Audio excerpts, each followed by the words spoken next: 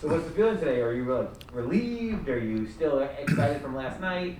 No, it's exciting. Obviously, last night was a great night for us, and it's nice to be doing the media again today because we're still playing. So, but no, it was a great win, an exciting win, and I'm real happy we got today off. So today's a good day off for us, and we don't got to play till Wednesday, so that was huge for us. What was it like in the locker room, just from what you saw? It was really exciting. I mean, the guys were excited to win. I mean, anytime you go into overtime in Game 7 and you're on the winning end of it, it's an exciting time for us. So, they were definitely happy. Describe the challenge in front of you now. I haven't thought about it a whole lot, but we know it's a challenge. I mean, Carolina's a real good hockey team. They went through a tough series too. They played Boston for 7 games, so I think both teams are on even keel. And we're going to take it one game at a time and go from there. But we feel good about our chances and go play. One of the things that is their hallmark is they just keep going north. They just keep pushing forward.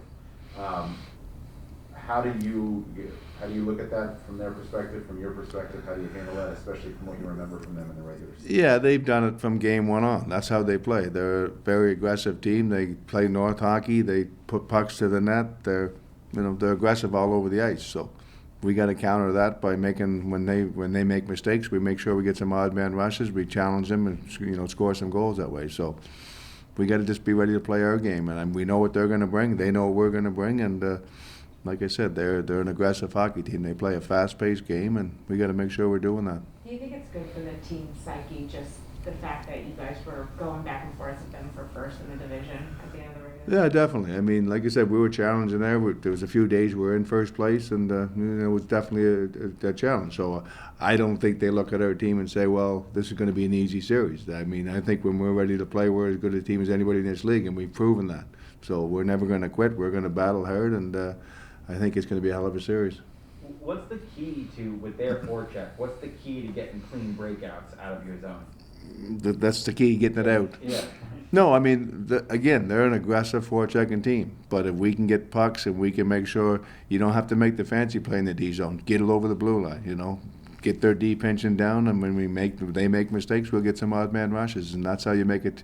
That's how you make a team back off a little bit. But again, in our game plan, we want to be real aggressive in our forecheck too. We want to make their defensemen. They got some great skating defensemen, so got to make them pay a price in our forecheck and keep some puck in their zone. Make them defend more than they used to. Are they similar at all to Pittsburgh in terms of shot volume and how they throw pucks at the net, do you think? Yeah, there's some similarities, definitely. There's no doubt. I mean, they're,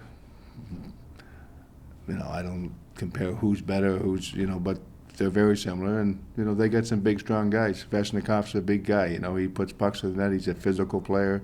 He goes to those dirty areas. Trocheck and those guys, they compete for those pucks also. So, similar teams do similar things, but again, this team's. I think they're more of a skating team, more of a physical team. Are they the kind of team where you just have to accept that you're going to spend big chunks in your own zone at times with them?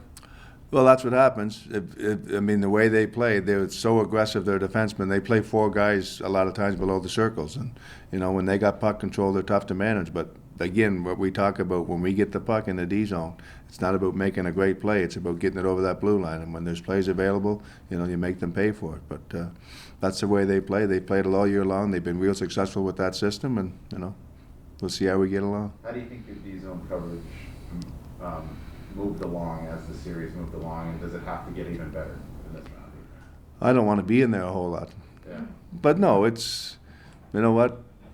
Our top player is our goaltender. He makes big saves for us. He's won games for us all year long, and hopefully that continues. So we've played better in the D zone. We work harder, but we find ways to win some games that some people don't think we should win. I mean, I watched one last night in Dallas. Shots were 68, and Dallas could have won that game a few times. So it's part of our team. It's part of our makeup in our group, and we want to battle hard defensively. But the big thing is when we're playing our best hockey, we're forechecking, we're playing in the O-zone. How much of the bubble playoffs did you watch? Just curious. How much? The bubble playoffs, how much of it did you watch? Last year? Yeah. Not 2 years. 2 years ago. I can't, quite a bit. I wasn't working, so I watched quite a bit, but I can't remember much of it, to be totally honest with you. Well, obviously, the team matched up with them in the qualifying round. Just curious if you... I'd never seen it. I don't remember nothing of it, honestly. Do you think maybe you'll look back at tape or, No, not at all. Yeah. They didn't do too well, I don't think. Yes, yeah, well, that's what I'm saying, like, is there any? That means no, not a No, thing. not at I mean, all. I matched, like I said, we played them 4 times this year. You know what? They outplayed us in at least 3 of those games for sure.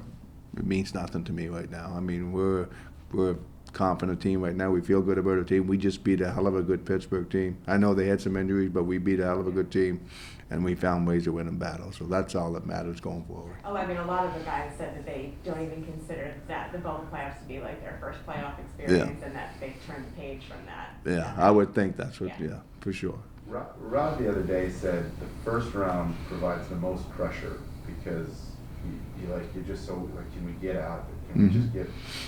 You get out of it. Do you think when you get out of the first round, it frees the guys up to just go play? I think so, definitely. Yeah. I agree 100%. Yeah. No, the first round's a battle, and it's usually the best round of the playoffs. Yeah. I mean, now guys are a little tired out, and you don't see as much running around, and you see more guys playing their position. And yeah, no, I agree 100%.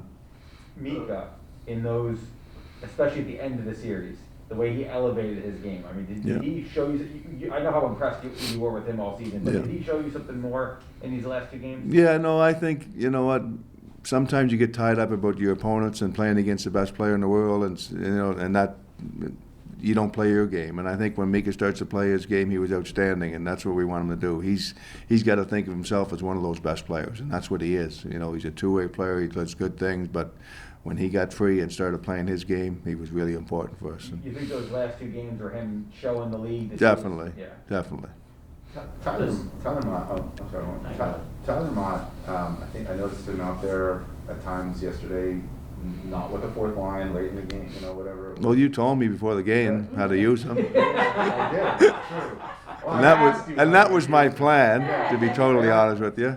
How much does it change your lineup when you have him available? He's a different player. Like, we like Frankie. Frankie played really well up there. He's got some goals for us, but he's a different player. He adds a little bit more defensive to that line, obviously. He's got great speed, and he's an important guy. And he's very similar to a Goodrow. Goodrow's been out, the last series, and he's very similar to the Goodrow. So you like what you bring with them. I mean, he's a quicker player than Goodrow, but they're those important guys that you put in your lineup, and they help you win. Is there an update on Goodrow? It's still the same. He hasn't skated yet, but we're not counting him out for this series. He's not going to start the first couple games, but we'll see how it goes. But he hasn't been on the ice yet.